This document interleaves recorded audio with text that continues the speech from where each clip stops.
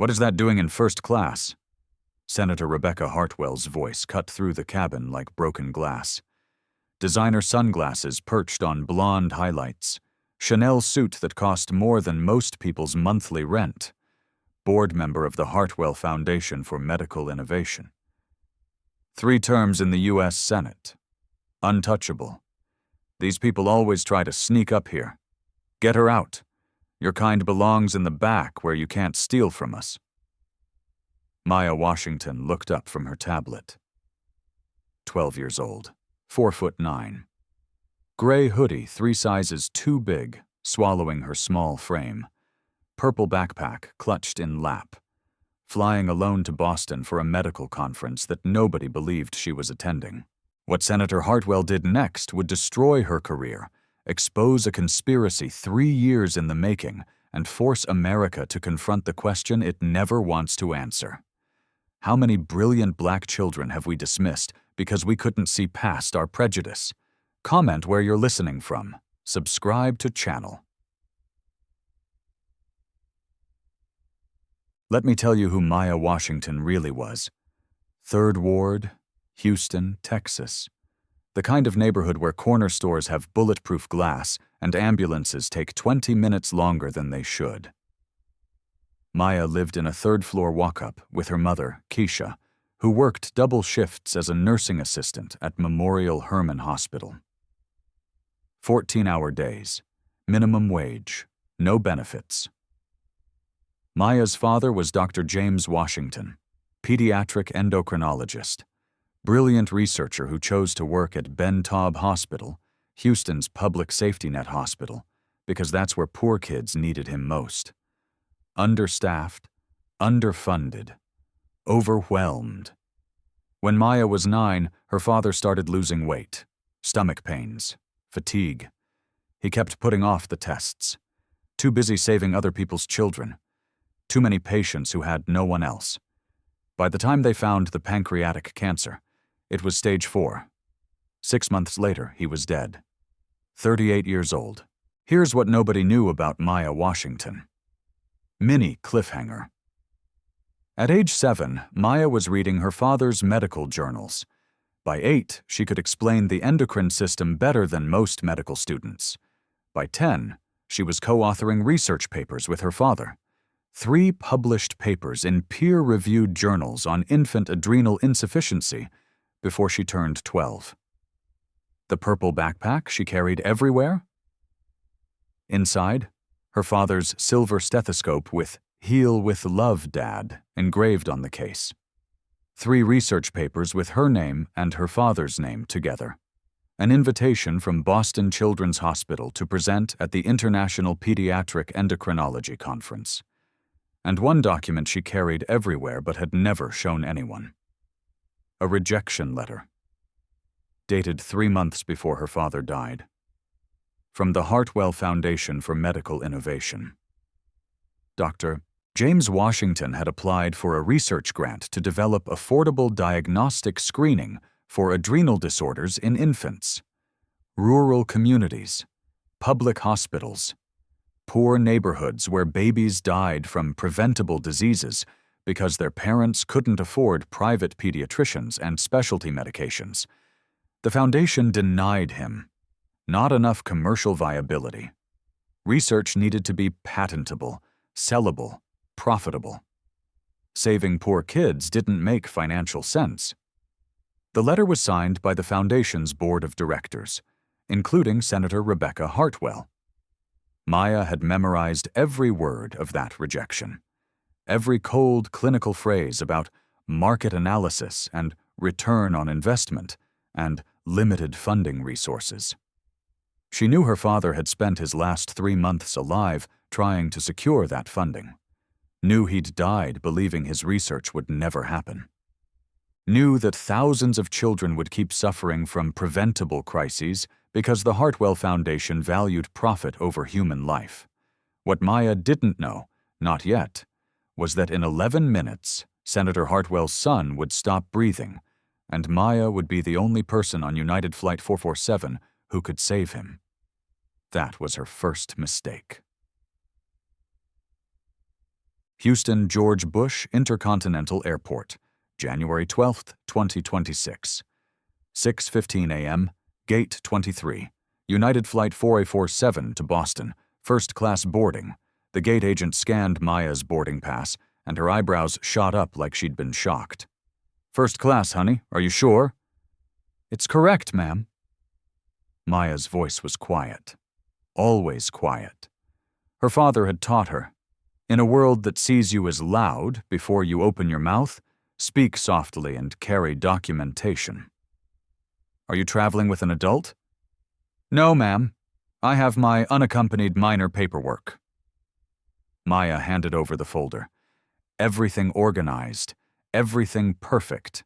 Ticket confirmation from Johns Hopkins Hospital, invitation to present at Boston Children's, parental consent forms, medical conference credentials.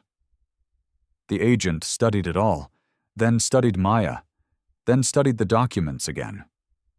Her expression said what her mouth didn't. "This doesn't seem right." "Go ahead." First class was a different world. Leather seats the color of money, warm lighting that made everything look expensive, the smell of fresh coffee and privilege. Only 8 seats total. Maya found 2B, window seat. She pulled out her tablet and opened a medical journal. Advances in detecting adrenal crisis in infants under 1 year. Her father's unfinished work. A white businessman in row 1 glanced at her, then quickly away. An elderly woman in row 3 clutched her purse tighter. Maya pretended not to notice. She'd been pretending not to notice her whole life. Then chaos arrived wearing Chanel. Senator Rebecca Hartwell swept into first class like she owned the airplane. Designer diaper bag over one shoulder, 11-month-old Andrew screaming in her other arm, phone pressed to her ear. "Yes, Martin. The Boston Children's Gala tonight. 50,000 donation. Photos with sick kids. Good press." Andrew's screams intensified. Rebecca jiggles him mechanically, annoyed, like shaking a malfunctioning appliance. "Andrew, stop." "What?" "I fired the nanny. Too expensive." She stopped at row 2. Seat 2A, right next to Maya. Rebecca's eyes landed on the small black girl in the oversized hoodie. Her expression froze, then soured. What happened next would expose everything. "Excuse me." Rebecca's voice had that sharp edge rich white women perfect over generations of getting their way. "I think there's been a mistake." Maya looked up. "Ma'am." "This is first class." "Yes, ma'am. I'm in 2B. You're in 2A." Rebecca's laugh was sharp enough to cut. "You're in first class. Where are your parents?" "My father passed away. My mother is working in Houston." "So you're alone. In first class." The disbelief was thick as fog. "How convenient." "Johns Hopkins Hospital purchased my ticket, ma'am. I'm presenting at a medical conference." "A medical conference?" Rebecca drew out each syllable, dripping with mockery. "How creative." She turned, scanning for help. "Flight attendant. Flight attendant." Jessica appeared. Young, overwhelmed, already regretting her career choice. "Yes, Senator Hartwell?" "There's been a ticketing error. This child is in first class, alone. I need this resolved." Jessica glanced at Maya apologetically. "Ma'am, if I could just— I am Senator Rebecca Hartwell, Senate Transportation Committee. I know the regulations. Unaccompanied minors do not fly first class, especially not—" She stopped, but everyone heard the unspoken word. In row 4, Marcus Thompson, black, 40, Washington Post journalist, quietly pulled out his phone. He'd seen this before. He'd written about this before. He started recording. This is when everything changed. Jessica scanned Maya's boarding pass once, twice. "Senator, this is confirmed first class, paid in full by Johns Hopkins Hospital. Everything is in order." "That's impossible." Rebecca's face flushed. "Look at her. Does she look like she belongs here?" Mini cliffhanger. Marcus's phone kept recording. Fine, fine. Rebecca dropped into 2A, still on her phone. But if anything goes missing from my bag, I'm holding the airline responsible. These people always— Ma'am, Jessica tried. I'm not racist, I'm practical. Statistics don't lie. She waved Jessica off. Can I get a vodka tonic? I cannot deal with this sober. Maya turned to the window, made herself smaller, eyes burning, but she wouldn't cry, wouldn't give them the satisfaction. She opened her medical journal. Behind her, Marcus's phone kept recording. And in Rebecca's arms, baby Andrew's screaming took on a different tone. Weaker, more desperate. Nobody noticed yet. The plane pushed back from the gate, the cabin door sealed with a heavy thunk. No escape now. Rebecca finally put down her phone and tried to settle Andrew. He was still screaming, face a deep crimson. She fumbled with a bottle. He turned his head away, refusing. Andrew, for God's sake! She shoved the bottle at him again. He batted it away with a weak hand. Formula spilled across her Chanel suit. Perfect. Just perfect. Rebecca's voice dripped venom. She looked at Maya. Here's what they didn't want you to know. This is your fault. If I wasn't so distracted by this ridiculous situation. Maya said nothing, kept reading about sodium retention in infants with adrenal insufficiency. The words blurred. Her hands shook. The businessman in row 1 leaned over. Senator Hartwell, I have to say, I agree with you completely. The airline standards have really gone downhill. First class used to mean something. Thank you. Rebecca's voice warmed. Finally, someone with sense. I mean, look at her. She didn't even lower her voice. 12 years old in first class. Please. We all know what's happening here. The elderly woman in row 3 nodded. My granddaughter is 12. She would never be allowed to fly alone like this. It's not proper. It's not safe, Rebecca added. Who knows what kind of family situation? Well, we can all imagine. Maya's jaw tightened, eyes on screen. Breathe. Stay dignified. The flight attendants began the safety demonstration. Rebecca ignored it, scrolling through her phone while Andrew writhed in her arm. Jessica, Rebecca snapped her fingers. My vodka tonic. Right away, Senator. Rebecca turned her attention back to Maya. Vodka was making her mean. Or maybe she was always this mean, and vodka just gave her permission. So, Johns Hopkins, was it? Her voice dripped with false sweetness. Tell me, sweetie, what exactly does a child do at Johns Hopkins? File papers? Fetch coffee? Maya looked up, voice measured. Voice. I'm a junior medical researcher in the pediatric endocrinology department. I study rare diseases in infants. The truth was about to destroy everything. Rebecca's laugh was loud enough to turn heads in economy. Oh, this is gold. A researcher. At 12. And let me guess. You're a genius? A prodigy? I've published 3 papers on infant adrenal insufficiency, with my father, before he passed away. Your father, the doctor. Rebecca's tone made it clear she didn't believe a word. How convenient that he's not here to verify any of this. He died 3 years ago. Pancreatic cancer. Stage 4. Oh, sweetie. False sympathy, thick and poisonous. I'm sure that's a very sad story. But making up credentials to get free tickets? That's fraud. That's criminal. I'm not lying. Then prove it. Show me these supposed papers you wrote. Maya hesitated. She could pull out the printed copies, show the peer-reviewed journals, show the invitation letter signed by Dr. Patricia Carter. But something in Rebecca's expression told her it wouldn't matter. Rebecca didn't want truth. She wanted to be right. I don't need to prove anything to you, ma'am. Ha! Rebecca turned to the businessman. Did you hear that? I don't need to prove anything. That's what they all say when they're caught. Jessica returned with the vodka tonic. Rebecca took a long drink. What Rebecca did next would cost her everything. You know what I think? The vodka loosened her words, made them meaner. I think someone made a mistake. I think a charity, probably one of those disadvantaged youth programs, bought you a ticket as some kind of feel-good gesture. Make a wish for kids who want to pretend they're special. And somehow you got upgraded. And now you're sitting here with your little tablet, reading words you probably don't even understand, playing dress-up as a scientist. Maya's breathing stayed steady. Eyes wet. Blink hard. Don't cry. I'm not playing. Sure you're not, or you're another drink. Let me tell you something about the real world, honey. People like you don't get to be researchers.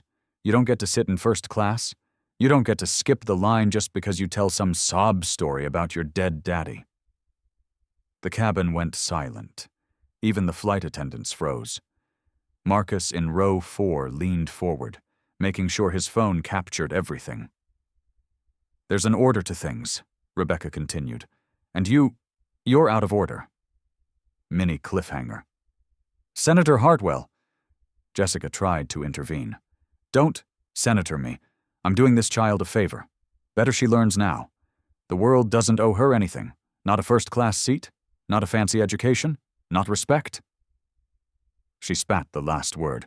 Respect is earned, and she hasn't earned it. Ma'am, please. Maya's voice cracked. Oh, now you want to cry? Rebecca laughed. What did you think would happen? That you'd come up here, sit with your betters, and we'd all just nod and smile and pretend you belong? Andrew suddenly went limp in her arms. His screaming cut off mid-wail. Rebecca barely noticed. She was on a roll, flushed with vodka and righteousness. You know what really bothers me? It's people like you that make people like me look bad. I vote for personal responsibility. I vote for people to earn their own way. But then you show up with your fake tickets and your made-up stories and your... Ma'am. Maya's voice was different now. Urgent. Ma'am, your baby. Don't you dare tell me about my baby. He's not breathing right. Rebecca finally looked down at Andrew. His lips had gone from red to pale. His chest was moving too fast, too shallow. His eyes were unfocused. What? Andrew? Andrew, baby? She jiggled him. He didn't respond. His little hand flopped loose, revealing the medical alert bracelet on his wrist. 3 letters engraved in silver. C-A-H. Maya saw it. Her blood went ice cold. This is when Maya made a choice that would cost everything. Ma'am, when did Andrew last eat? What? This morning. I don't know. The nanny, usually. Does he take medication? Daily medication? What are you? Jessica! Rebecca was screaming now. Jessica, something's wrong with my baby. Andrew's breathing was getting worse. Rapid gasping. Maya unbuckled her seatbelt. The plane was still taxiing toward the runway. Ma'am, I need you to listen very carefully. Your son has CAH, congenital adrenal hyperplasia. That bracelet, you know what it means, right? Rebecca stared at her, then at the bracelet, then back at Maya, face blank. You don't know. Maya's voice was flat. You don't even know what disease your son has. The doctor said it was manageable. The nanny handles his medications. When did your nanny quit? Rebecca's face went white. 2 days ago. But I didn't think. He missed his doses. He's dehydrated from flying, stressed, probably fighting an infection. He's going into Addisonian crisis. His adrenal system is shutting down. If we don't treat him in the next 8 to 10 minutes, his heart will stop. The cabin went silent. Rebecca stared at this 12-year-old child she'd just spent 10 minutes humiliating. Then she did something she'd probably never done in her life. What happened next will shock you. Help him. Please. Please help my baby. Maya stood frozen, every eye in first class on her. The businessman spoke up. "Senator, you can't seriously be asking a child—" "Shut up." Rebecca's voice cracked with terror. "Help him, please!" The plane's engines roared, approaching the runway. Jessica ran up. "Ma'am, you need to sit. We need to turn around. Turn the plane around. My baby needs a hospital." The pilot's voice crackled overhead. "Ladies and gentlemen, we're returning to the gate due to a medical emergency. Please remain seated." The plane banked. Too slow. Way too slow. Andrew's lips were turning blue. He didn't have time. "He needs treatment now," Maya said. 8 minutes or his heart stops." "Then do something!" Rebecca thrust Andrew toward her. Maya's hands shook as she took him. So light. Skin mottled. Cool. Breathing rapid. Shallow. "Jessica, medical kit, now." "You can't, you're just a—" The elderly woman stood. "This is insane!" "By the time we get to the gate, he'll be dead." Maya's voice filled the cabin. "Jessica, now!" Jessica ran. Maya cradled Andrew, fingers on his tiny wrist, pulse thready, racing. She opened his mouth, mucous membranes dry, pale, pressed his fontanelle, sunken. Tachycardia, hypotension, severe dehydration. Her voice was clinical, steady. "Addisonian crisis." "What does that mean?" Rebecca sobbed. "His body can't produce cortisol. His adrenal system is shutting down, without treatment. Shock. Cardiac arrest." "Oh God, what do we do?" Jessica returned with the red medical kit. Maya opened it. Stethoscope, gauze, injectable hydrocortisone. Jessica pulled out 2 vials. 100 milligrams each, for asthma attacks. "Enough." Maya set Andrew across the seats. Pulled out her own stethoscope. Silver, engraved, "Heal with love, Dad." Pressed it to Andrew's chest. Listened. Heart rate 180. Breath sounds shallow, rapid. She looked up at the adults staring at her. The businessman who questioned her. The elderly woman who clutched her purse. Rebecca who called her a fraud. And Marcus, still recording. But there was one thing she didn't know. Maya's hands shook. She'd studied this, written papers, reviewed 47 cases, but never on a real patient. She was 12 years old. What if she was wrong? "I can't." Her voice dropped. "I'm not certified. You're the only person who knows what's wrong." Rebecca gripped her shoulder. Desperate. Human. "Please save my baby." Maya looked at Andrew, eyes rolling back, breathing barely visible. Her father's voice. "In an emergency, baby girl, your hands can shake, but your mind stays steady. Trust what I taught you." Maya's hands stopped shaking. She drew up the hydrocortisone. 0.25 milliliters. 25 milligrams. "Jessica, call the gate. Paramedics with IV saline. Glucose, pediatric transport, Addisonian crisis. 11-month-old male, 10 kilograms. CAH patient, missed doses," Jessica radioed. Maya found the injection site. Andrew's tiny thigh. Wiped with alcohol. The cabin held its breath. "This will save you, baby." She pushed the needle in. Andrew didn't even flinch. Too far gone. Maya depressed the plunger, slowly, steadily. Withdrew. Applied pressure. "Hydrocortisone administered. 25 milligrams intramuscular. 7:47 a.m. "How long?" Rebecca whispered. 2 to 5 minutes. If it doesn't work—" Maya didn't answer. She dabbed apple juice on Andrew's lips. Raise his blood sugar. "Come on, Andrew. Stay with us." The plane stopped. Door opened. Paramedics flooded in. "Where's the patient?" "Here." The lead paramedic, Rodriguez, saw Andrew. Then Maya, 12 years old, holding a syringe. "Who are you?" "Maya Washington, junior medical researcher, Johns Hopkins Pediatric Endocrinology. I administered 25 milligrams hydrocortisone IM 90 seconds ago." Rodriguez stared. "You're a kid." "I'm a researcher who specializes in this. He has 4 minutes left." Rodriguez looked at his partner. Something passed between them. Get the IV kit, pediatric line, glucose drip. They moved fast. Within seconds, Andrew had an IV, fluids running. Blood pressure? Rodriguez asked. 60/40, critical. Glucose, finger prick, blood test. 42, severe hypoglycemia. Increase glucose to D10. Rodriguez looked at Maya. Expression changed. You bought him time, kid. Good work. We'll take it from here. They lifted Andrew onto the gurney. Rebecca tried to follow. Ma'am, does he have other conditions? Medications? Allergies? I don't... The nanny usually... Rebecca looked lost. She didn't know her own son's medical history. The truth they buried for 3 years. He has CAH, Maya said quietly. Congenital adrenal hyperplasia. Salt-wasting type. Daily hydrocortisone. Probably fludrocortisone, too. The paramedic wrote it down. You got all that from a bracelet? And the symptoms.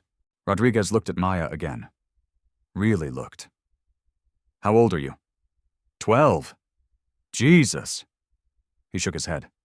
12. And you just saved this kid's life. He held out his fist. Maya bumped it. They wheeled Andrew away. Rebecca followed, then stopped, turned back. She looked at Maya for a long moment. Silence. Then, thank you. Barely a whisper. Then she was gone. The first-class cabin was dead silent. Maya stood there, father's stethoscope still around her neck, hands smudged with ink from the medical kit label, eyes red but dry. The businessman in row 1 cleared his throat, looked at his shoes. I apologize for earlier. I was wrong. The elderly woman in row 3 was crying openly. Sweetheart, I'm so sorry. We should have believed you. We should have listened. But Maya wasn't looking at them. She was staring at the empty space where Andrew had been, where she'd held a dying baby in her arms and made a choice that could have killed him. Her legs suddenly felt weak. Jessica caught her arm. Hey, you okay? I need to sit down. Jessica guided her back to 2B. Maya collapsed into the seat, whole body shaking now that the adrenaline was fading. You were incredible, Jessica whispered. Incredible. I've been flying for 12 years. I've never seen anything like that.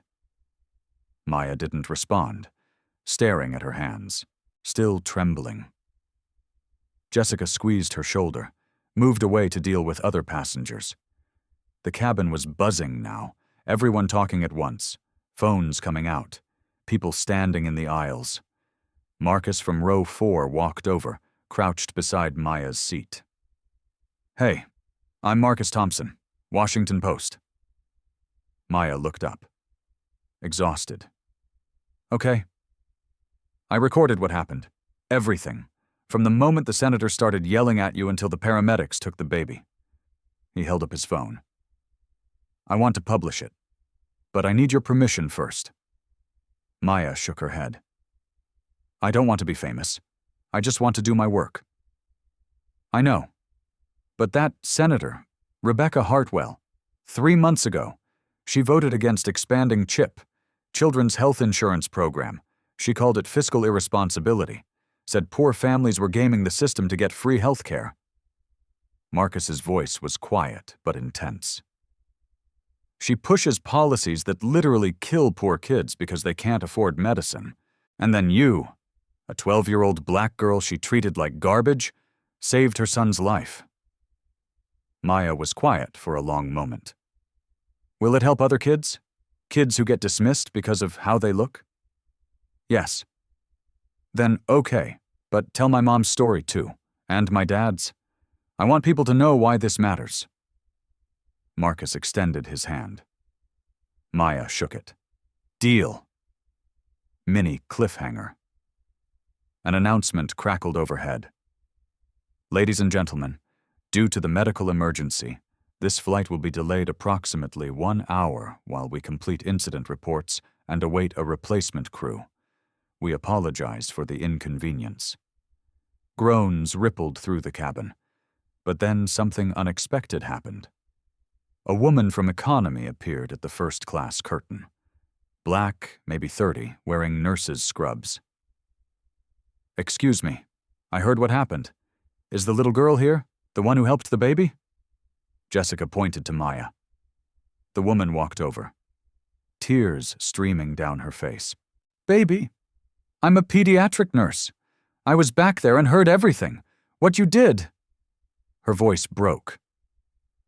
"My son has KIH. He's 4 now, but when he was a baby, he had a crisis just like that. And if the ER doctor hadn't known what to look for, I would have lost him." She kneeled beside Maya's seat. "You saved that baby's life. You're a hero."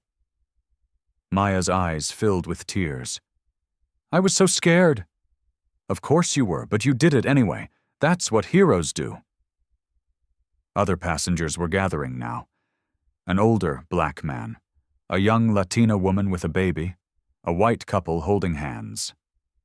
"You made us proud," the older man said. "My daughter wants to be a doctor," the Latina woman added.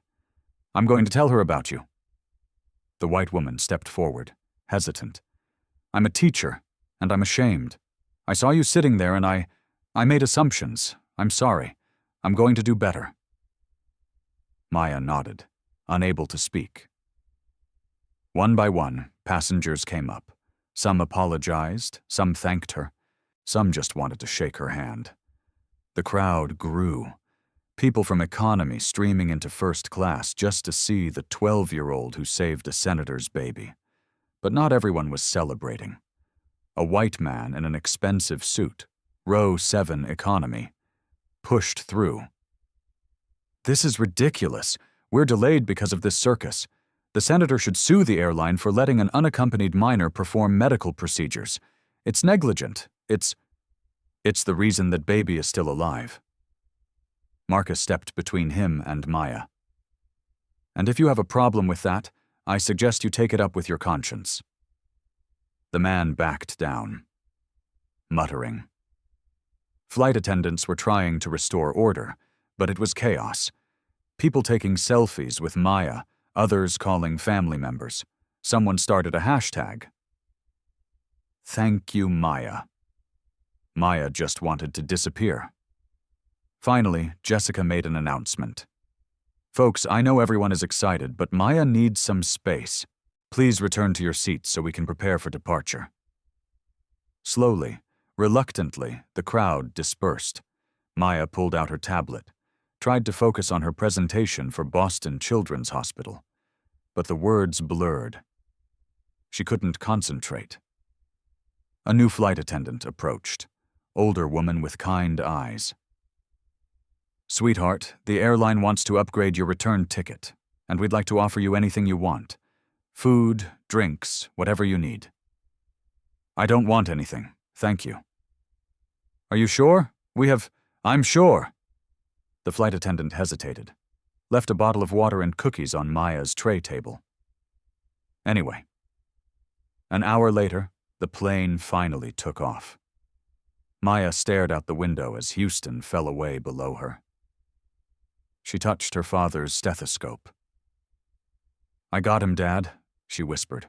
"I got him." Her phone buzzed. Text from her mother. "Baby, Dr. Carter just called me. She heard what happened. She's so proud. I'm so proud. Call me when you land. I love you." Maya typed back. "Love you too, Mama." She closed her eyes, tried to sleep. But every time she did, she saw Andrew's blue lips, heard Rebecca's voice.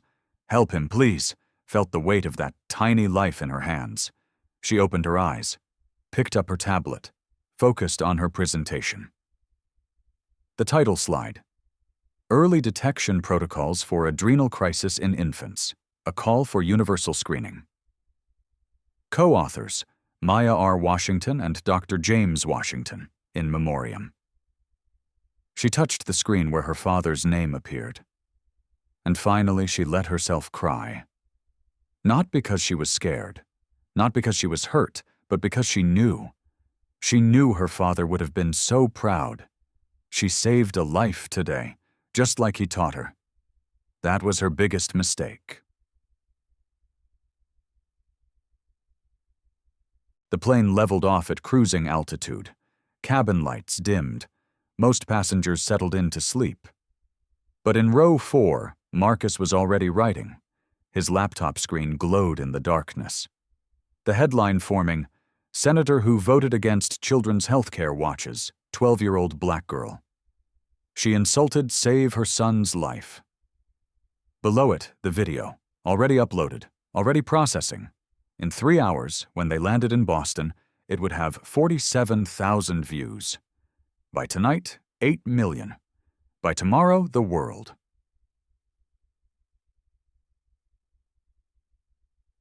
Two hours into the flight, Maya tried to focus on her presentation when Jessica sat beside her.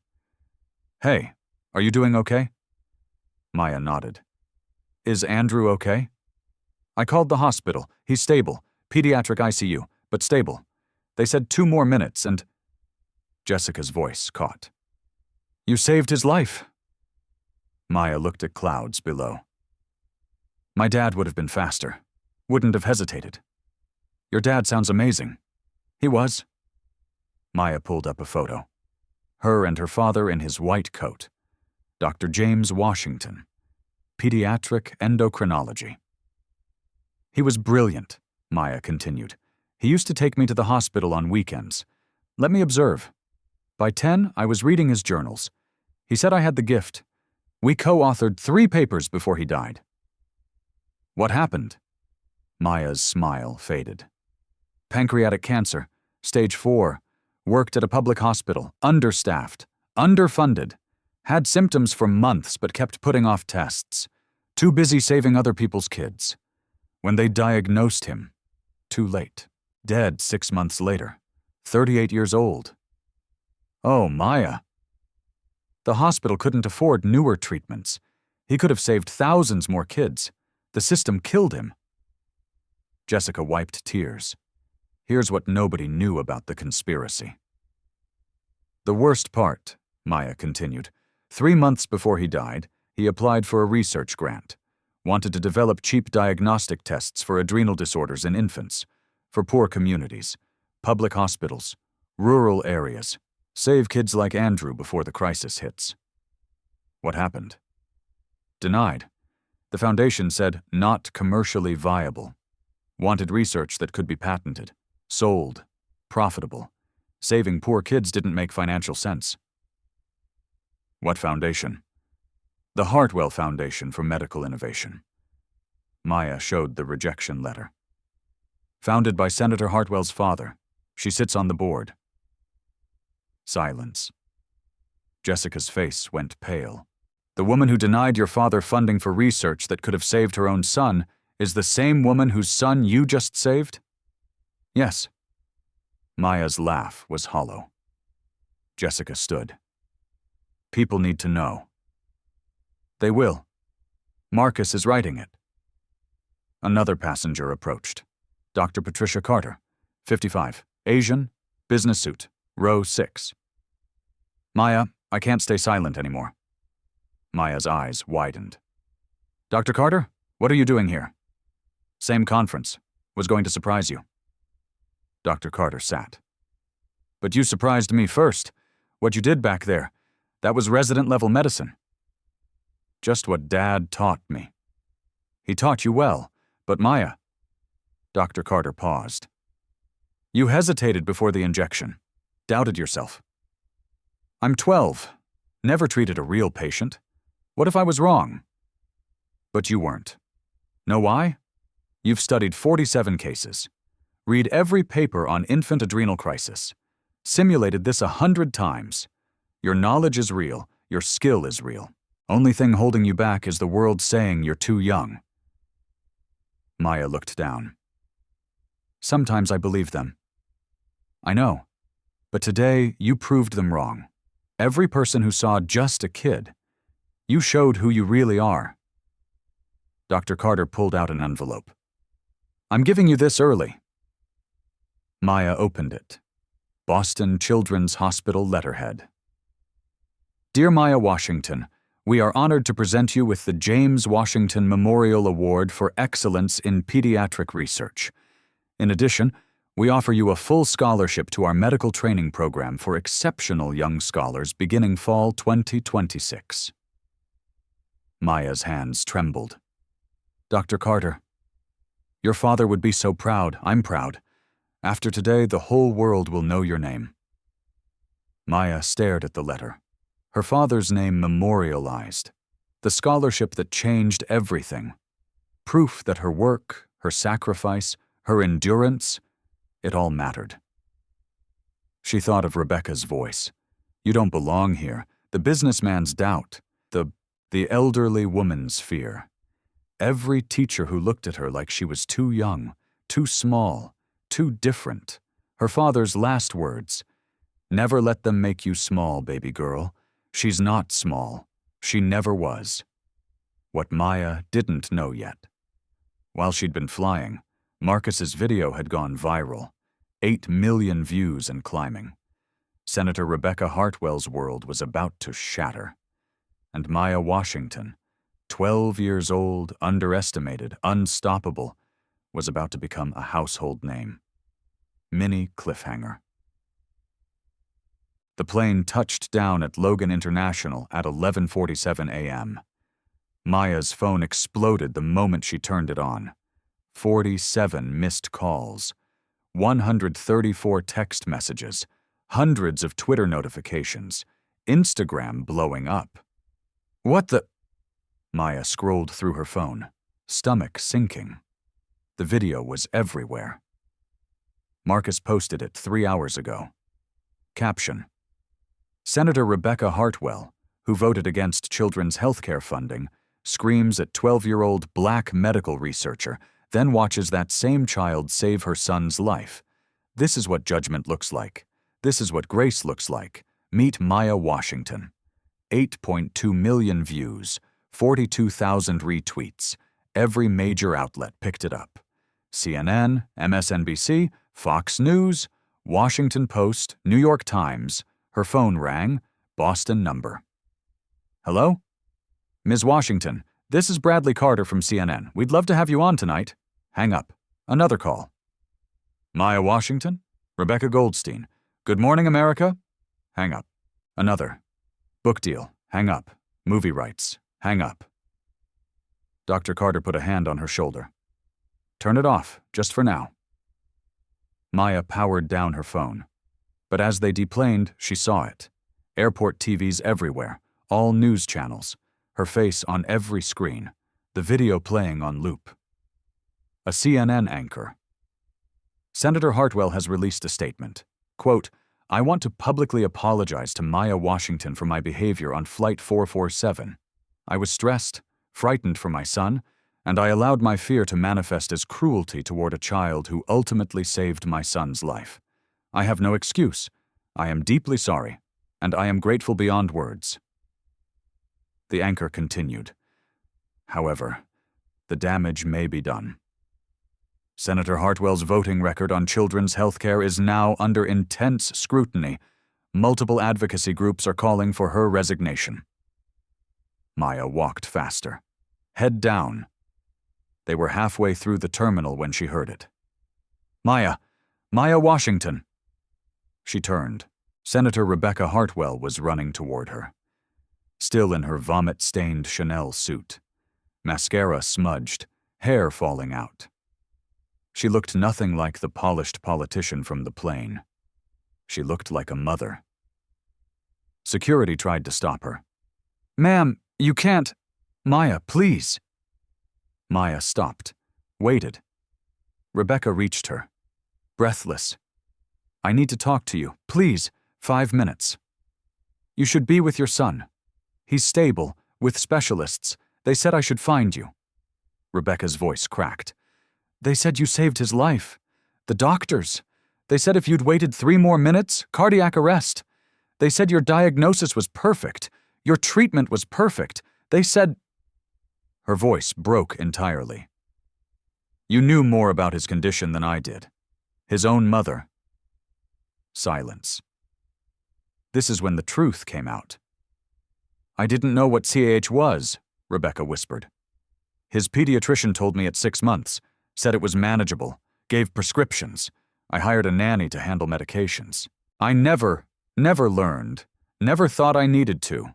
Too busy, too important." "Your nanny quit 2 days ago. How did you?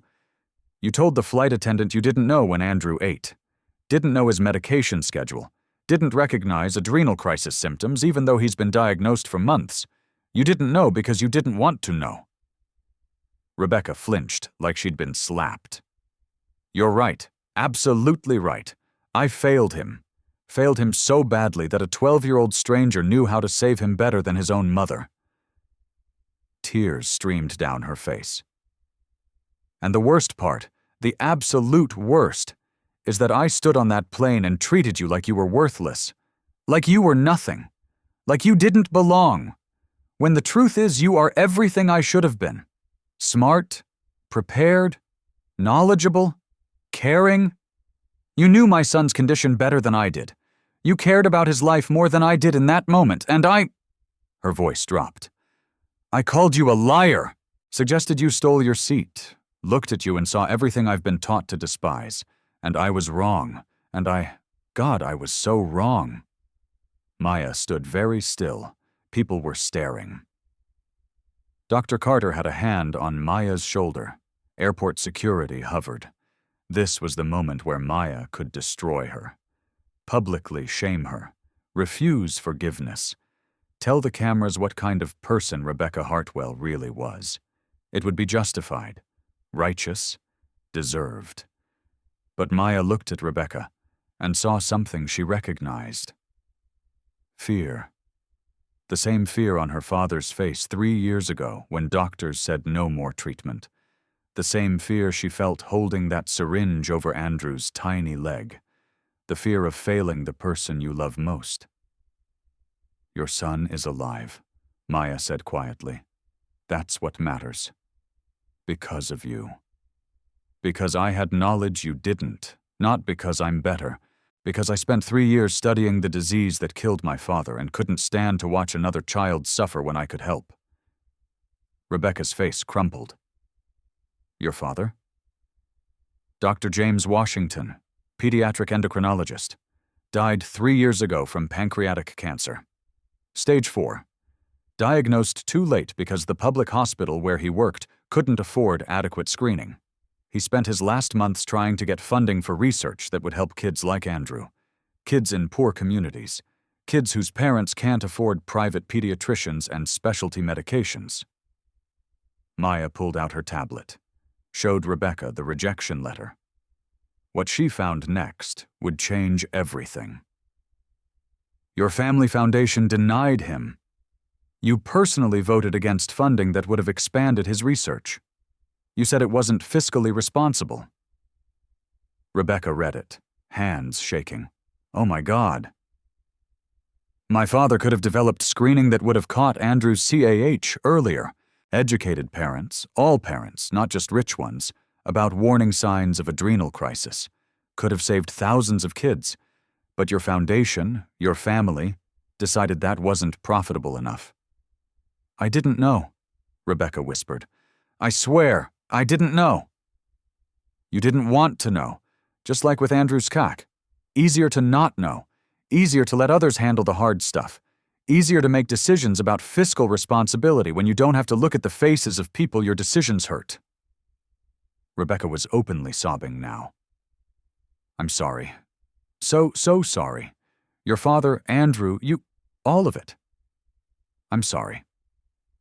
Maya watched her for a long moment. Then she said something that would become the most quoted line of the entire incident. "I don't need you to be sorry. I need you to be better. Go back to Washington and vote differently. Look at kids like me and see human beings instead of statistics. Fund research that saves lives instead of research that makes money. Be the mother to all children that you should have been to Andrew." Silence. Then Rebecca nodded. "I will. I swear I will." "Good." Maya started to walk away. then stopped. And Senator? Learn what CAH means. Learn his medication schedule. Learn the signs of adrenal crisis. Be his mother, not his nanny's employer. His mother. Rebecca was still crying when Maya walked away. An hour later. Boston Children's Hospital. Maya stood at a podium before 50 reporters, Dr. Carter beside her, Marcus on the other side. Behind them, International Pediatric Endocrinology Conference banner. "I'm not here to talk about the plane," Maya said into the microphone. "I'm here to talk about thousands of children who die every year from preventable diseases because they don't have access to the same health care as wealthy families. About the fact that CAH, manageable with daily medication, becomes deadly when parents can't afford proper medical care. About why research into affordable diagnostics gets rejected while profitable pharmaceutical research gets millions." Reporters scribbled frantically. "My father spent his life trying to fix these inequalities. He died because of them. I'm standing here because I don't want any other 12-year-old to grow up without their father because the system values profit over people." A reporter raised her hand. "Maya, do you blame Senator Hartwell for your father's death?" Maya paused. "No. I blame a system that lets politicians make healthcare decisions based on money instead of human lives. Senator Hartwell is a product of that system. So was I on that plane, just on the opposite end. The difference is today she has a choice. She can keep voting the same way or she can change. We all have that choice. What do you want people to take away?" Maya looked directly into cameras. "That intelligence doesn't have an age limit. Expertise doesn't have a color. The kid sitting next to you might be the one who saves your life.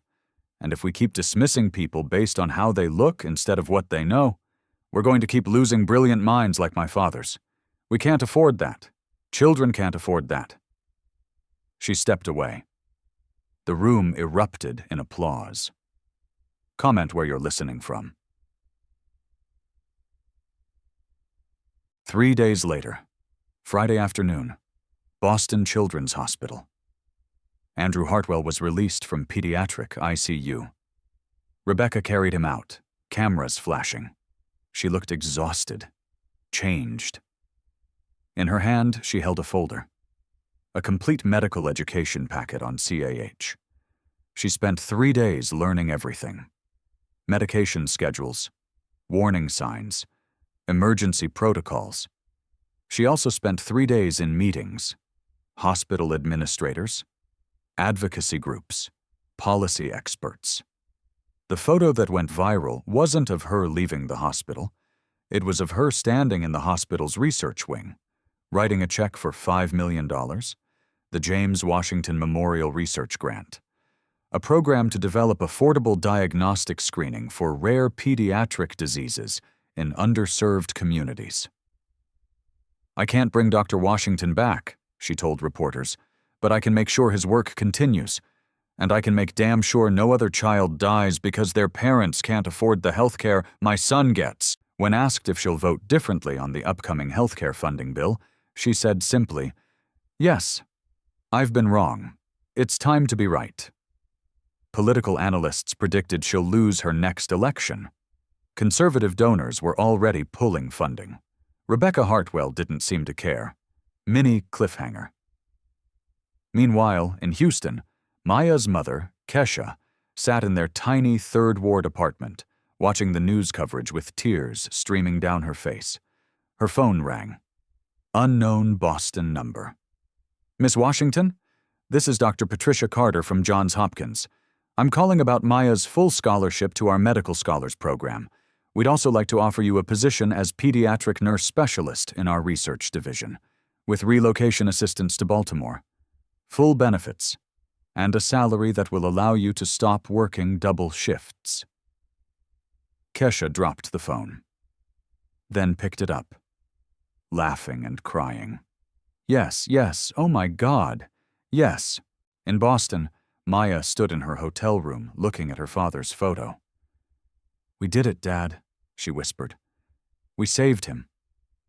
and for the first time in 3 years, she felt like maybe, just maybe, her father's death meant something. Like his legacy would live on. Like she was finally strong enough to carry it forward. 6 months later, the James Washington Memorial Research Grant funded its first 3 projects in January 2026. One of them, a rapid diagnostic test for adrenal insufficiency in infants, developed by researchers at Morehouse School of Medicine, completed human trials in March. The test cost $12 to manufacture. Could be administered by any healthcare provider. It saved 47 children in its first 6 months of use. Dr. James Washington's dream was becoming reality. February 2026, Washington, D.C. Maya sat at a table before the Senate Health Committee. She was 13 now, still small, still wearing her father's stethoscope. But when she spoke, seasoned senators leaned forward to listen. "Members of the committee," Maya read from her prepared statement. "I'm here to testify in support of the Children's Healthcare Access Act. This bill would expand Medicaid, fund public hospital research programs, and provide grants for affordable diagnostic technologies. Exactly the kind of support my father needed and never received." She looked up at the senators. "Some of you will say we can't afford it, that it's not fiscally responsible. I'm here to tell you we can't afford not to do it. Because every child we lose to preventable disease is a future doctor, scientist, teacher, leader we'll never have. Every parent who dies because they can't afford treatment is a parent who can't raise the next generation of problem solvers." Her voice was steady, strong. "My father died at 38. He could have lived another 40 years, could have saved thousands of children, but he's gone because the system valued profit margins over his life. Don't let that keep happening." When she finished, the committee room was silent. Then Senator Rebecca Hartwell, who shocked everyone by co-sponsoring the bill, spoke. "Thank you, Dr. Washington. I vote yes, and I encourage my colleagues to do the same." The bill passed 73 to 27. President Rodriguez signed it into law 3 weeks later. That was the biggest victory. September 2026. Maya walked through the halls of Johns Hopkins Hospital wearing a white coat with her name embroidered. Maya R. Washington, junior medical researcher. She was 13. The youngest researcher in the hospital's 130-year history. Patients stopped to stare. Some recognized her from the viral video. Some just saw a kid in a doctor's coat. She didn't care anymore. She walked into the pediatric endocrinology research lab. Her team. Dr. Patricia Carter smiled. "Ready to change the world?" Maya touched her father's stethoscope. "I already started."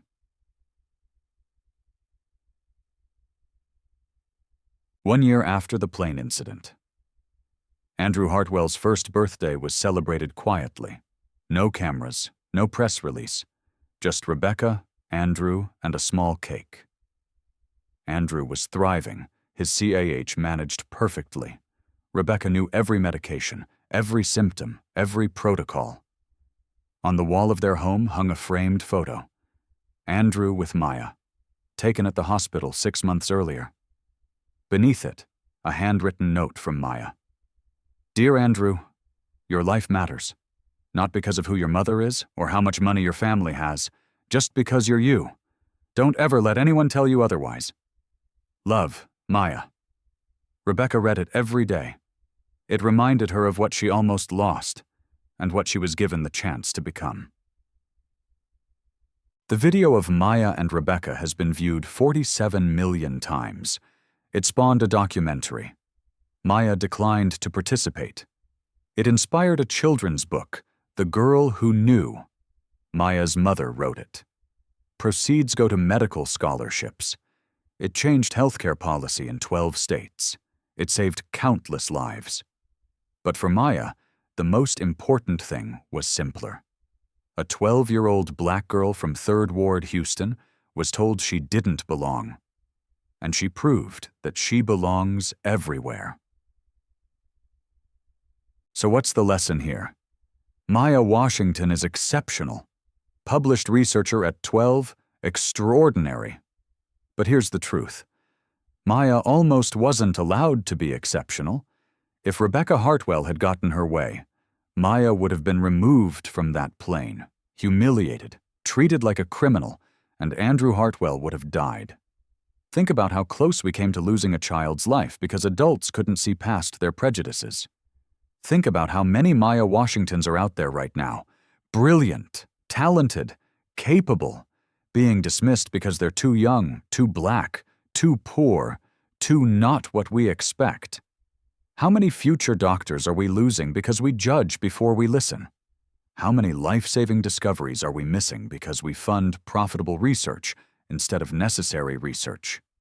How many children are dying because their parents can't afford the health care that senators' children get? Maya's father fought these inequalities his whole life. He lost. But his daughter won. Not just for Andrew. Not just for herself. For every kid who's been told they don't belong. Here's what I want you to do. First, next time you see someone who doesn't look like they belong, pause. Ask yourself, what do I actually know about this person? Second, if you have power, if you vote, hire, make policy, invest in people instead of profits. Third, if you're young and dismissed, remember Maya, you do belong. Your voice matters. Finally, share this story. The only way we change systems is by changing minds first. Have you ever been underestimated because of how you looked? Drop your story in the comments. Did someone judge you before knowing you? Tell me about it. Because we can all choose. Dismiss people based on what we see, or listen to what they know. Protect a broken system, or fight to fix it. Let brilliant minds go unrecognized or amplify their voices. This is Maya Washington, 12 years old, black, brilliant, underestimated, the girl who saved a life at 35,000 feet, the girl who changed a senator's heart, the girl who proved genius doesn't have an age limit, and compassion doesn't have a color. Never underestimate anyone. You never know who might save your life. Subscribe to channel. Stay just, stay loud, stay free.